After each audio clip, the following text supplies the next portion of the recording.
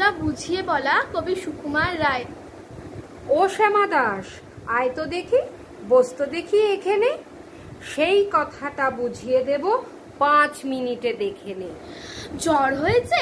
মিথ্যে কথা, ওসব তোদের চালাকি। এই যে বাবা চাচাচ্ছিলে, শুনতে পাইনি কালাকি? মামার ব্যামো বদ্যি ডাকবি? ডাকিস না হয় বিকেলে, না হয় আমি বাতলে দেব, বাজবে মামা কি খেলে।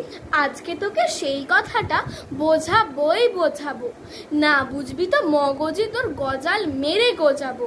কোন কথাটা তাও বলেছিস? ছেড়ে দিছিস হাওয়াতে? কি বলছিলেন পরশু রাতে বিষ্টু বসের দাওয়াতে? ভুলিসনি তো? বেশ করেছিস, আবার শুনলে খেতে কি? বড় যে তুই পালিয়ে বেড়াস, মারাস নিচে এদিকে। বলছি দাঁড়া, ব্যস্ত কেন?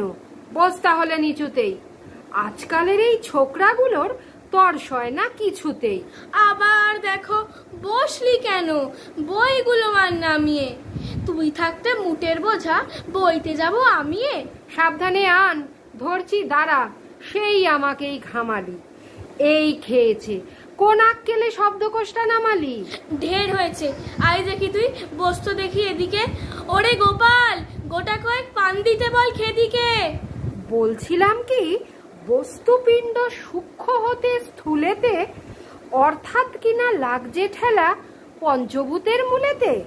গোড়ায় তবে দেখতে হবে কোত্থেকে আর কি করে রস জমে এই প্রপঞ্চময় বিশ্বতরুর শিকরে। অর্থাৎ কিনা এই মনে কর রোদ পড়েছে ঘাসেতে, এই মনে কর চাঁদের আলো পড়লো তারই পাশেতে। আবার দেখো, এরই মধ্যে হাই তোলবার মানে কি? আকাশ পানে তাকাশ খালি, যাচ্ছে কথা কানে কি? কি বললি তুই? এসব শুধু আবোল তাবোল বকুনি, বুঝতে হলে মগজ লাগে, বলেছিলুম তখনই। মগজ ভরা গোবর তোদের, হচ্ছে ঘুটে শুকিয়ে, যাই কি দেয়া কোনো কথা তার ভেতরে ঢুকিয়ে। ও শ্যামা দাস, উঠলি কেন? কেবল যাস যে পালাতে, না শুনবি তো মিথ্যে সবাই, আসিস কেন জ্বালাতে?